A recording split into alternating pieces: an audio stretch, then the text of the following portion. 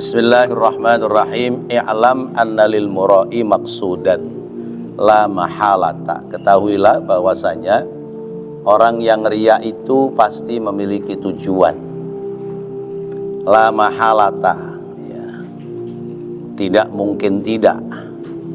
Dia ada kepastian orang riya itu ada tujuan. Wa innama yura'i li idraki malin aw jahin aw ghardin minal aghrad. Ada kalanya orang riya itu karena mengejar harta. Ada pula orang mengejar jabatan atau mengejar tujuan-tujuan yang lain.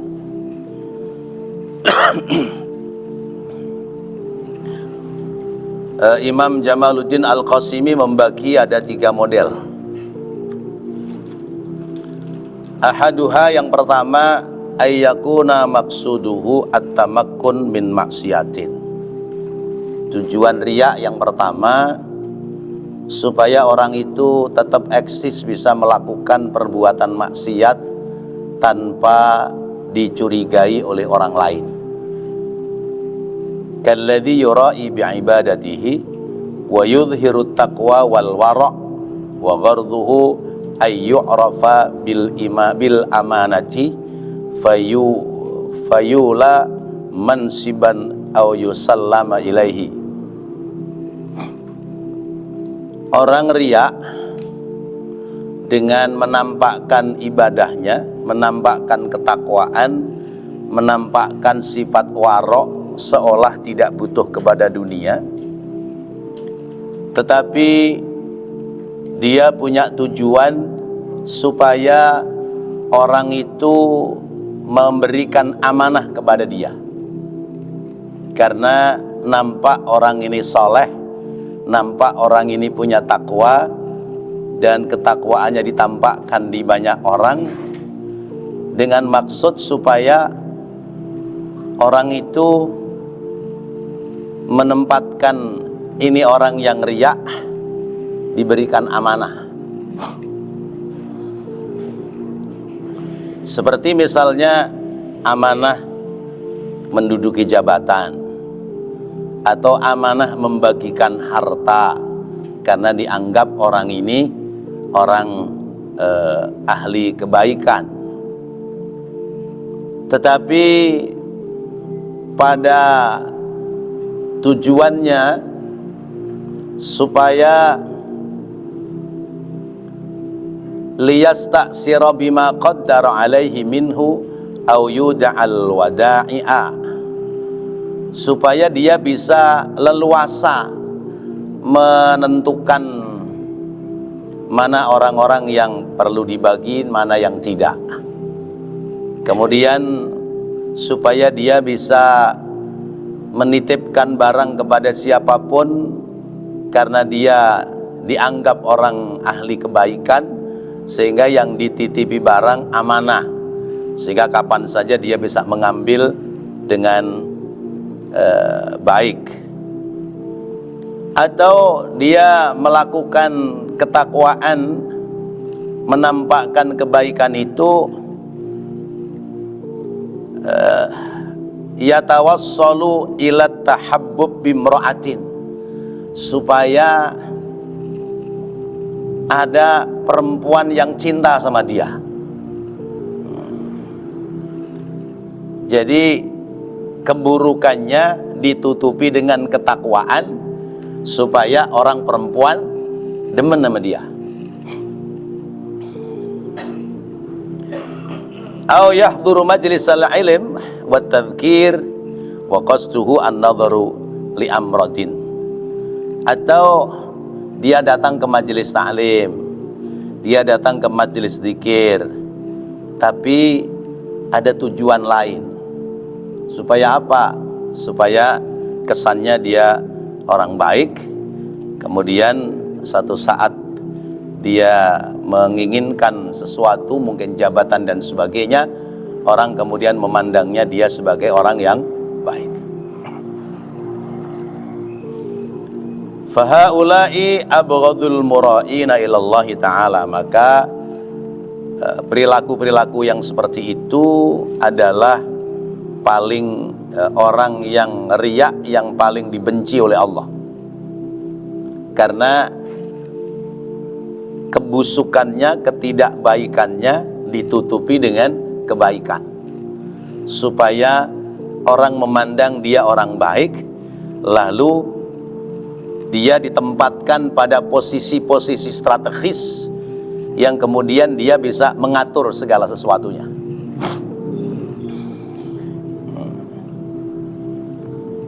Wa yaqrubu minhum ay yaqtarifa man yaqtarifu jarimatan wa huwa musirrun 'alaiha. Dan yang mirip dengan hal seperti ini diantaranya adalah orang melakukan kejahatan tetapi yudhiru taqwa, orang berbuat jahat tapi menampakkan ketakwaan, liyunfiyat tuhmata an nafsihi, supaya terbebas dari prasangka buruk dari orang lain terhadap dirinya. Ini model orang riya yang pertama. Wasaniha, dan yang kedua,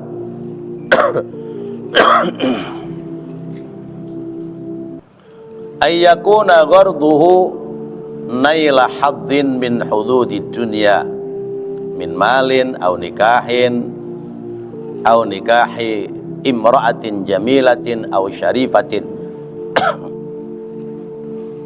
Orang ini tujuan riyaknya adalah nailu haddin min hududid dunya, memperoleh kesenangan dari kesenangan-kesenangan dunia, seperti misalnya bisa menikahi wanita yang cantik, au syarifatin, atau bisa menikahi wanita syarifah, wanita keturunan Nabi.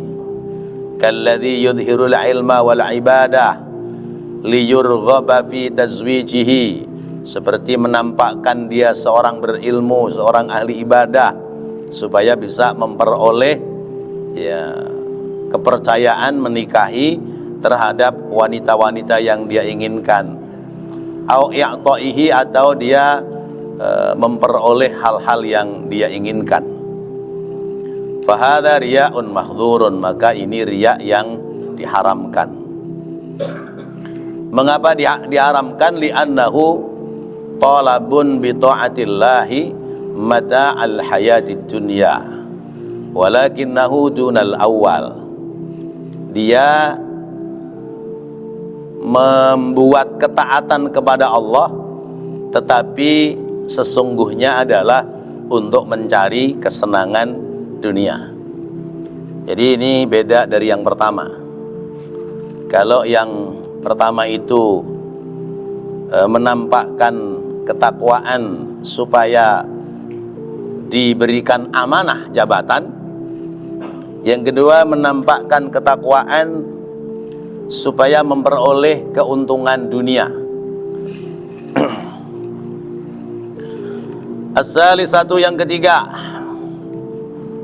alla yaqsida naila haddin, dia tidak bertujuan memperoleh kesenangan, wa idraki malin au nikahin, tidak ingin mendapatkan harta atau menikahi wanita yang dicintai, walakin yudhiru ibadatahu khaufan min ayyundara ilaihi bi'ainin naqsi.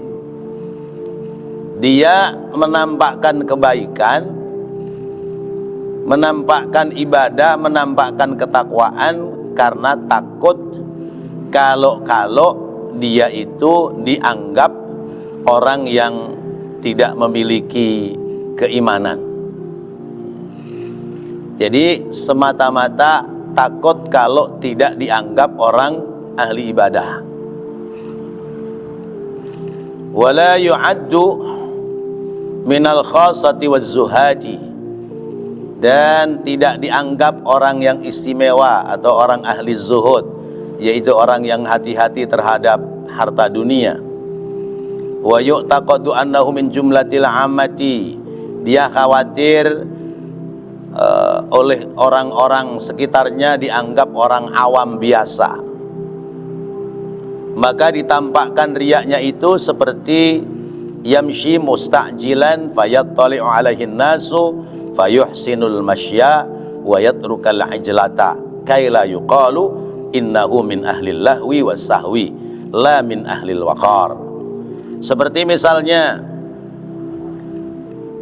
ketika jalan dia mustajil, jalannya buru-buru,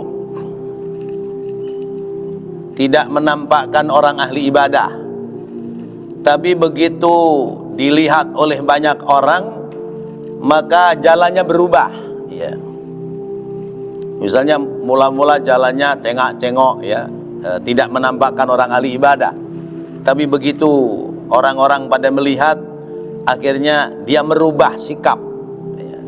Jalannya nunduk, ya, menampakkan kesopanan, jalannya pelan-pelan, ya, supaya tidak dianggap orang yang lupa terhadap kebaikan, supaya tidak dianggap orang bermain-main dan masuk dalam golongan min ahlil waqar, orang yang berwibawa, ya. Nah, kadang ada dalam kehidupan kita seperti itu.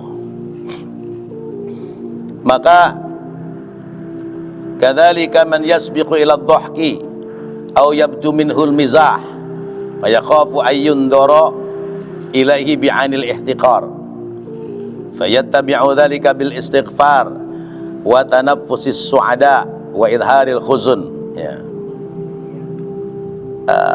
Begitu juga orang yang terlanjur dia itu ketawa-ketawa, ya, ketawa-ketawa, ngakak dan sebagainya, ya. Tapi kemudian karena dilihat ada banyak orang, sementara orang banyak kenal siapa dia, ya, akhirnya merubah sikap, ya, santun, halus, baik. Padahal aslinya nggak begitu. Aslinya tidak seperti itu. Nah, maka perbuatan riya yang seperti ini masuk pada kategori riya yang diharamkan.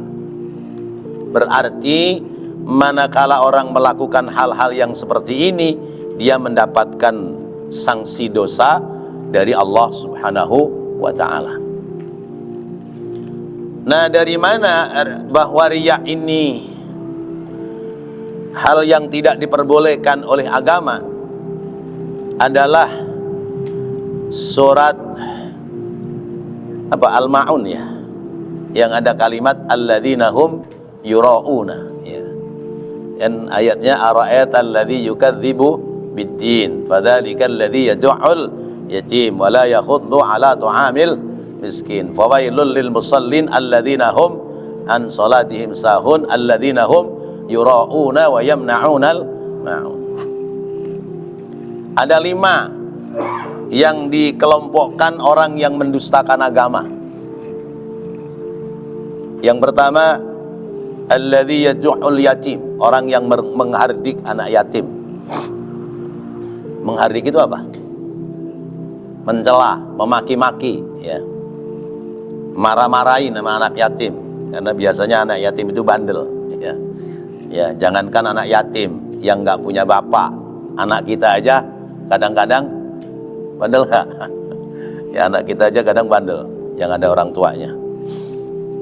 Yang kedua, wala yakhuddu ala tu'amil miskin, dia tidak memberi makan kepada orang miskin. Ini termasuk orang yang mendustakan agama. Ini patut kita pahami, ini ada 5 ini. 1, menghardik anak yatim. 2, tidak memberi makan kepada fakir miskin. Dirinya kaya, tetangganya miskin, susah, makanan berlimpah, ya. Bukan dibagi-bagikan kepada fakir miskin, malah disimpan di rumah. Akhirnya basi, pagi dibuang. Padahal tetangganya banyak orang yang kesulitan hidup. Yang ketiga, orang yang melalaikan sholat. Fawailun lil musallin alladzina hum an sholatihim sahun. Melalaikan sholat, ya, melalaikan sholat itu Ya, yang paling parah yang meninggalkan sholat. Ya. Nah, termasuk melalaikan sholat orang-orang yang menunda-nunda pekerjaan sholat. Ya. Meninggalkan sholat jelas melalaikan. Ya. Orang-orang yang sholat tapi tidak mengerti syarat rukunnya sholat, dia juga termasuk orang yang melalaikan sholat. Sholatnya hanya pekerjaan, tidak sampai kepada amaliyah, aktivitas yang tidak sekedar gerakan badan, ya, tapi sudah sampai pada terpenuhi syarat rukunnya dan sampai kepada hatinya. Kemudian yang keempat, alladzina hum yura'un, orang-orang yang riya. Riya itu menampakkan kebaikan kepada orang lain. Bahasa Al-Quran yang lain, riya itu adalah musyrik, ya. Tapi musyriknya syirkul asghar. Kata Allah, faman yarju liqa'a rabbih falyamal amalan salihan wala yusyrik biibadati rabbih ahada. Siapa yang ingin bertemu dengan Allah, maka hendaknya dia beramal soleh dan jangan musyrik, ya, ibadahnya kepada Allah, ya. Jangan kebaikannya itu dialamatkan kepada selain Allah sedikit pun, ya. Maka kalau kita berbuat baik, kebaikan kita dialamatkan kepada selain Allah, berarti kita sudah masuk pada syirkul asghar, musyrik yang kecil.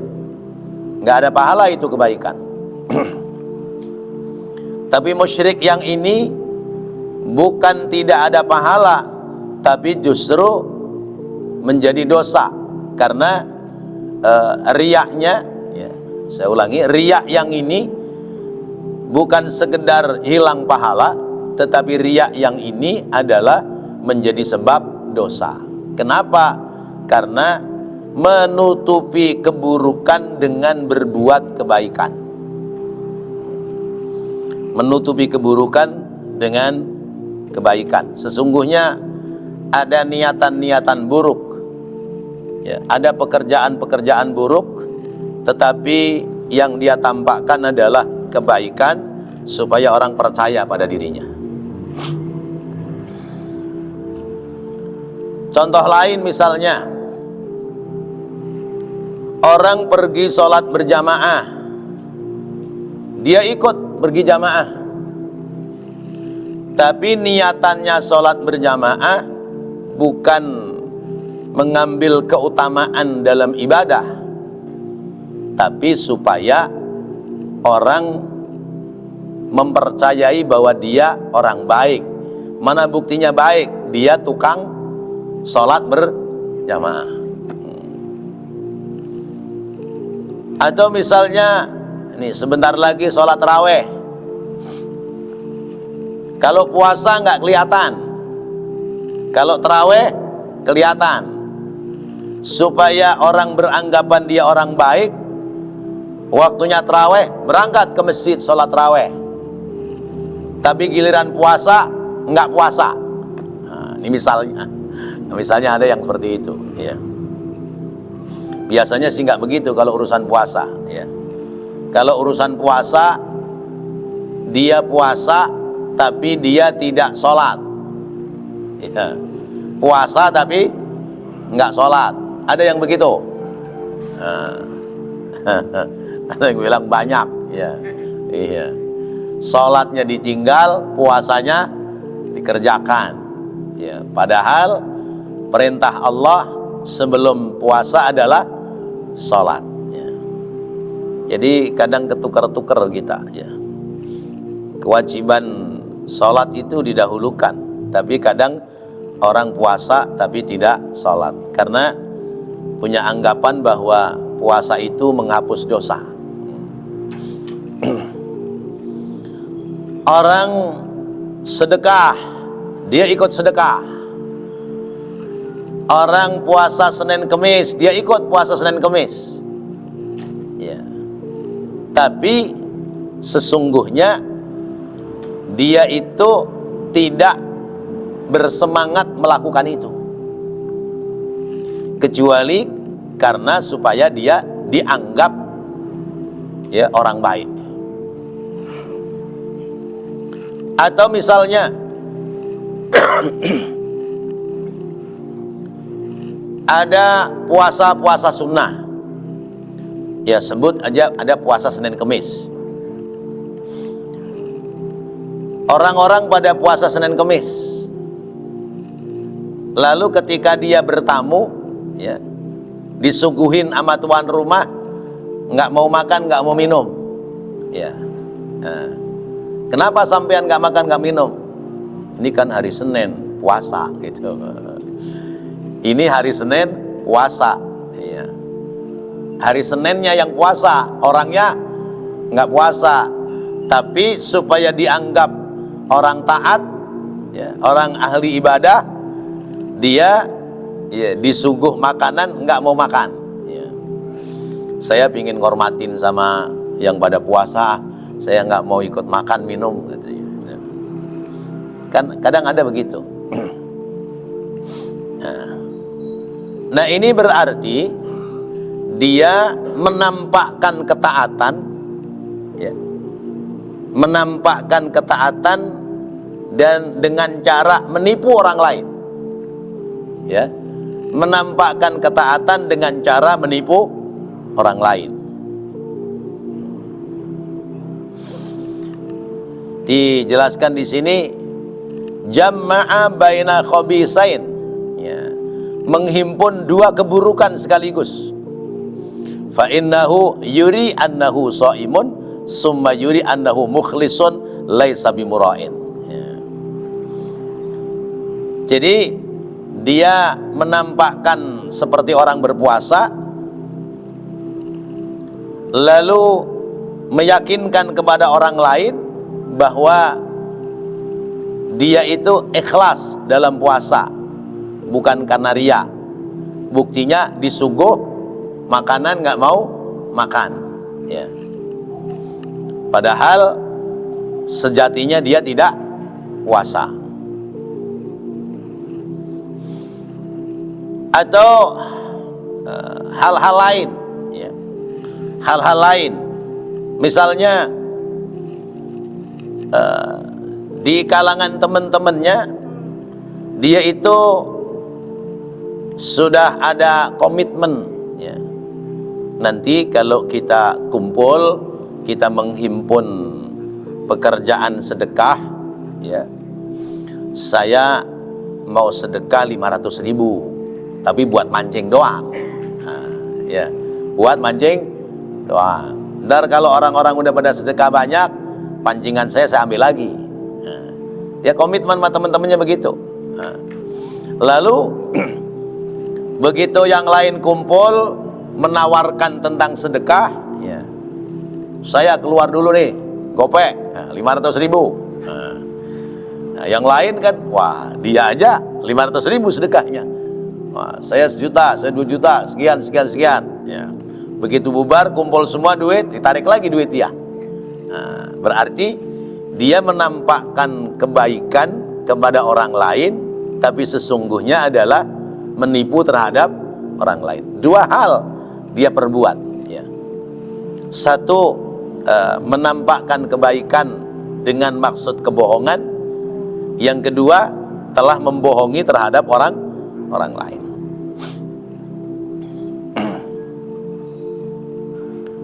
Atau annahu yahtarizu min ayyudhkara ibadatuhu linnas, atau ia menghindari perkataan bahwa ibadah yang dia lakukan karena manusia, ya. Fayakunu mura'iyan fayuridu ayyuqala innahu satirun la ibadatihi, ya. Lalu ia ingin disebut orang yang menyembunyikan ibadah, sehingga, ya, dia terkesan seperti orang ibadah, ya. Tadi dia puasa, sesungguhnya tidak puasa, tapi ngomong puasa lalu diam-diam. Nah, berarti dia melakukan kebohongan kebaikan terhadap orang lain dengan maksud ya seolah-olah dia dalam ibadah itu tidak riya, padahal itu bukan ibadah karena dia sesungguhnya sedang melakukan kebohongan terhadap orang lain. Nah, Bapak dan Ibu yang dirahmati Allah,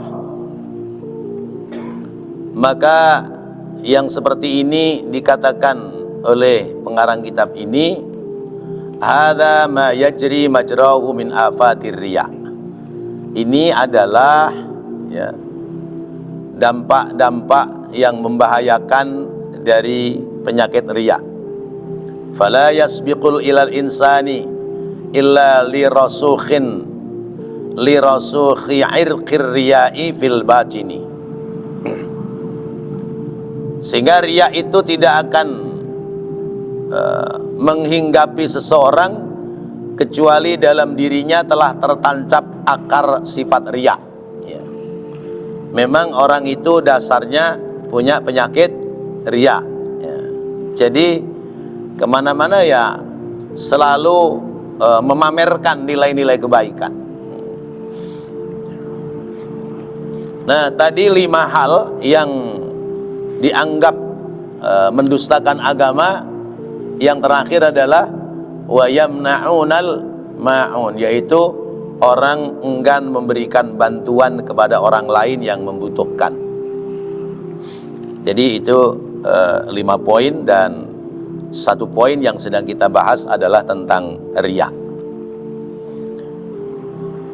Maka penyakit riya harus dibuang, lalu diganti dengan lawannya riya adalah ikhlas. Lawannya riya adalah ikhlas ya.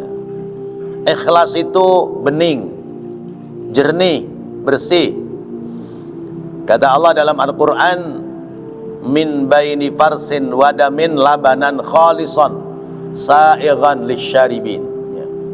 Di antara darah dan kotoran yang ada pada tubuh binatang ya, utamanya binatang betina, adalah terdapat air susu yang jernih. Air susu itu muncul dari antara darah dan kotoran. Yang air susu itu sa'igan lisyaribin, bisa menyegarkan bagi orang-orang yang meminumnya. Maka perbuatan ikhlas adalah menjadikan sebab ketenangan bagi si pelakunya. Orang yang ikhlas akan muncul dalam berbuat itu ada ketenangan. Berbeda dengan orang riya, bahwa orang riya itu pasti akan lelah. Orang riya itu pasti capek karena ada tujuan pingin dipuji oleh orang lain. Maka kalau pujian itu tidak sampai, dia marah, dia kesel ya. Ketika mendapati pujian lalu ditempatkan pada apa yang dia punya harapan, maka itu sebuah kebanggaan bagi dirinya. Ini riya yang seperti ini adalah riya yang diharamkan oleh Allah Subhanahu wa ta'ala. Wa ammal mukhlis fa innahu la yubali ya. Adapun orang ikhlas, maka dia tidak akan peduli kaifa nadharal khalqa ilaihi, kaifa nadharal khalqu ilaihi, bagaimana orang memandang dirinya. Orang ikhlas nggak peduli atas pandangan orang lain. Orang memandang mulia atas kebaikan dia, tidak bertambah kebanggaan pada dirinya. Orang memandang hina ya terhadap orang yang ikhlas, maka tidak mengurangi akan kebaikan yang dia perbuat ya. Jadi ikhlas itu sawaun kanat minal madah awil madam ya. Orang ikhlas itu sama saja dipuji atau dihina, nggak akan berubah ya. tingkat kebaikannya terus tidak akan berubah. Beda dengan orang-orang yang riya, maka pasti ada tujuan-tujuan tertentu. Kalau tujuannya tidak tercapai, maka dia lelah. Kalau tujuannya tercapai, ada dua hal. Hal pertama, kalau sekedar memamerkan nilai-nilai kebaikan dirinya, maka muncul kepuasan karena orang lain tahu tentang kebaikan dirinya. Tapi manakala dia menunjukkan kebaikan diri kepada orang lain dengan maksud supaya dia ditempatkan pada posisi-posisi tertentu, padahal kebaikannya itu menutupi keburukannya, maka riya yang ini adalah riya yang dilarang oleh Allah Subhanahu wa ta'ala.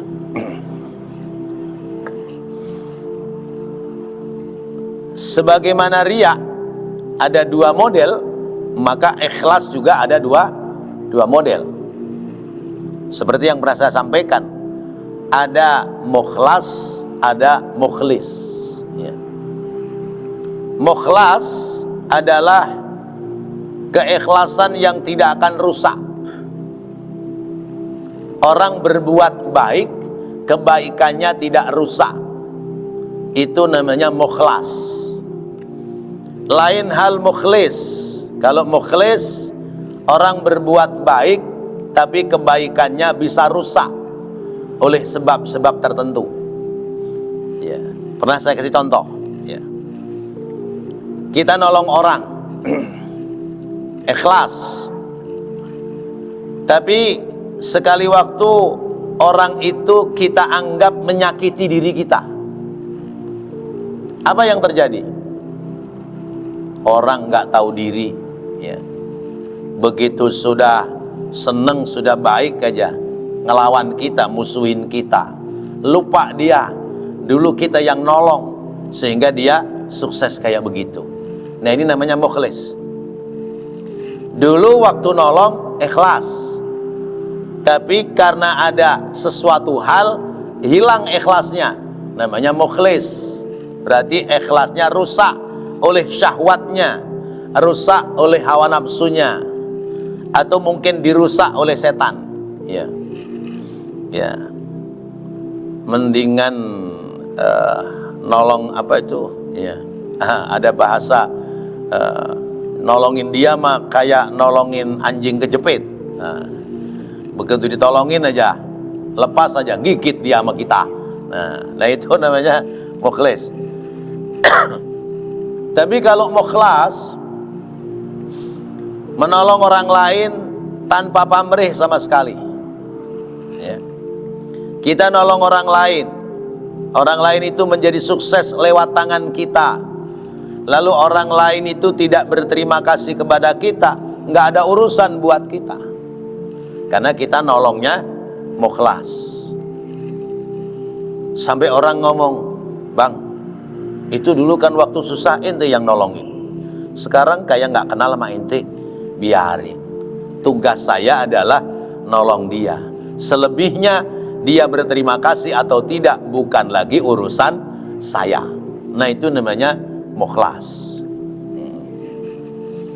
Berat mana mukhlis sama mukhlas, ya. Ini saudara kembar ini, ya. Berat mukhlas, ya. Karena keikhlasan yang tidak rusak itu nilainya menjadi besar di sisi Allah Subhanahu wa ta'ala, ya. Pernah saya ambil contoh, kita kedatangan ponakan dari kampung, ya, sama orang tuanya dititipin di rumah kita karena sekolah dia, ya. Kita urusin sebagaimana kita ngurusin anak kita, ya, sarapannya, ya makannya, ya ongkos sekolahnya, sampai kemudian selesai sekolah, selesai kuliah. Dia kerja, sesudah kerja sibuk dengan kerjaannya, nggak lagi ke rumah-rumah dia sebagai pamannya yang nolong, ya. Apa kata pamannya? Dasar anak, ya, seperti kacang lupa kulitnya. Nah itu berarti keikhlasan yang dia perbuat selama ini hilang, ya. Kebaikan yang dia perbuat saat itu pula tidak ada lagi nilai di sisi Allah. Tapi kalau misalnya nolong ponakan sudah kerja, sudah apa dan sebagainya, lalu kemudian dia nggak datang ke rumah, ya. Biasanya orang perempuan yang kadang-kadang suka ngomong duluan, Pak, itu ponakan bapak nggak pernah kemari-mari ya, mengapa sih dia? Kata kita, biarin. Yang penting kita sudah nolong dia, tugas kita sudah selesai. Dia bisa berterima kasih kepada kita atau tidak, bukan lagi urusan kita. Nah, ini namanya sudah sampai pada mukhlas. Nah, Bapak Ibu dan Saudara, maka hadhihi darajatur riya wa maratibu asnafil muraina. Ini adalah tingkatan-tingkatan riya dan tingkatan golongan pelakunya. Tadi ada 3 model. Wa jami'uhum tahta muqtillahi ta'ala, dan semua itu ada dalam kemurkaan Allah Ta'ala, wa ghadabihi, dan kemurkaan Allah. Wa huwa min asyaddil muhlikat, dan itu adalah termasuk kebinasaan yang berat, ya. Mengantarkan pada kebinasaan yang berat. Nah, Bapak Ibu hadirin hadirat rahimakumullah, jadi 3 model riya ini hendaknya harus kita hindari, karena bukan sekedar tidak ada nilai kebaikan kita, tapi justru adalah dilarang oleh Allah Subhanahu wa ta'ala. Masih ada waktu sekitar 10 menit, barangkali perlu sharing, maka dipersilahkan. Ya, alhamdulillah paham semua udah. Ya, paham semua apa nggak paham semua ini? Bingung saya ini. Baik. Hah?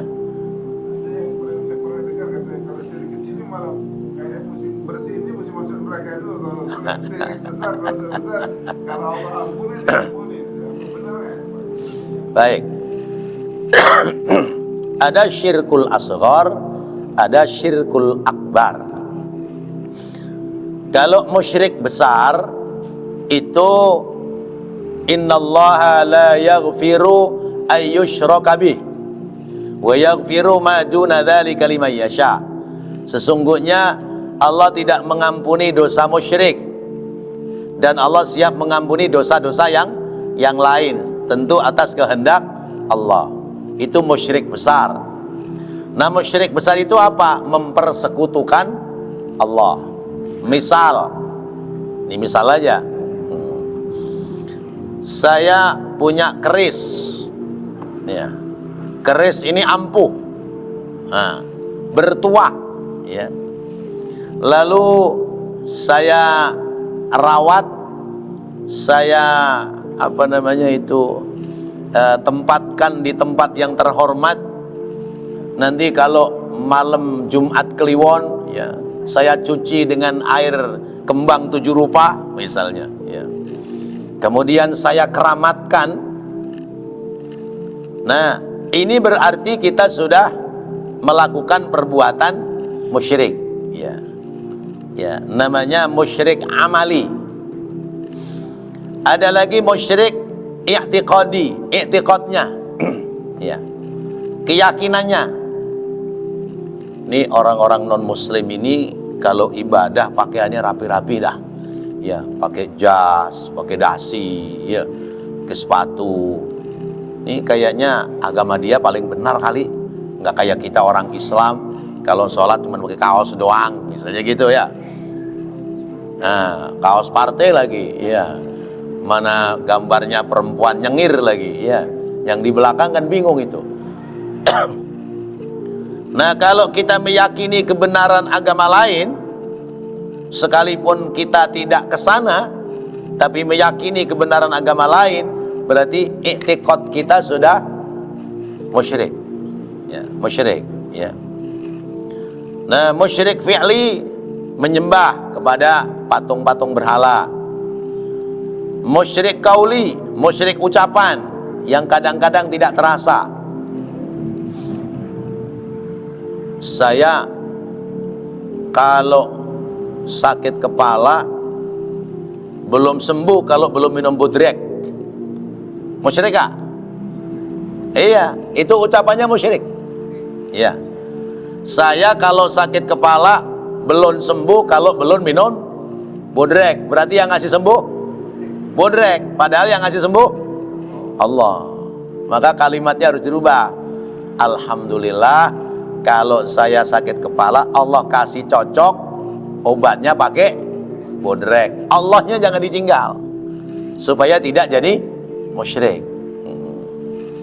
Nah, ini musyrik namanya musyrik besar.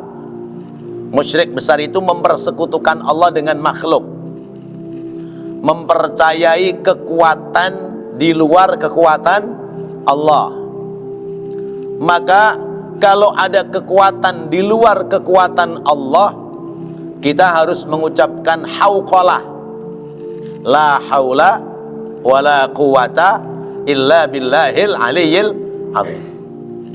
Nggak ada yang punya kekuatan kecuali atas kehendak Allah. Keris dilepas bisa terbang.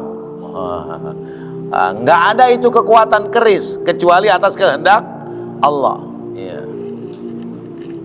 Lagi ngapain pakai nyimpen keris begitu? Ya.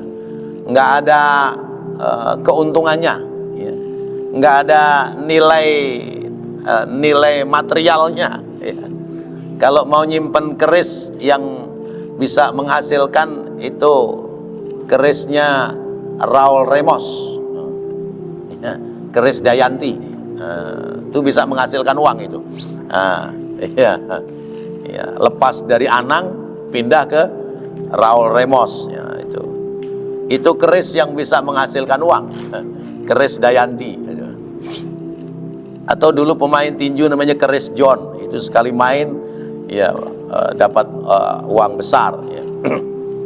Nah, musyrik seperti ini kalau tidak kita sudahi, termasuk percaya kepada kahin, percaya kepada dukun, lalu kemudian mengikuti arahan dukun, kalau kita tidak sudahi lalu kemudian kita bertaubat dan tidak mengulangi lagi perbuatan musyrik seperti ini, kita mati, maka dosa musyrik kita tidak diampuni oleh Allah.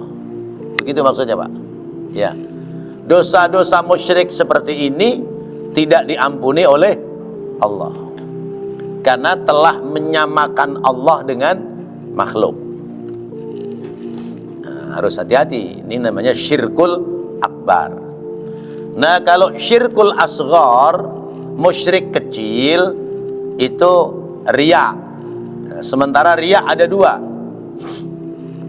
Yang dimaksud riya musyrik kecil adalah orang berbuat baik ada karena Allah, tapi ada karena selain Allah.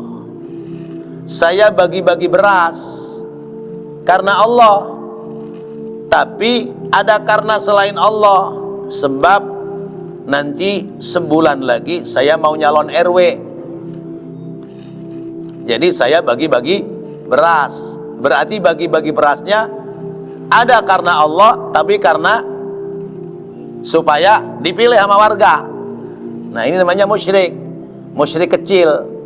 Jadi ibadah kepada Allah dialamatkan juga kepada selain Allah. Itu namanya musyrik kecil, ya.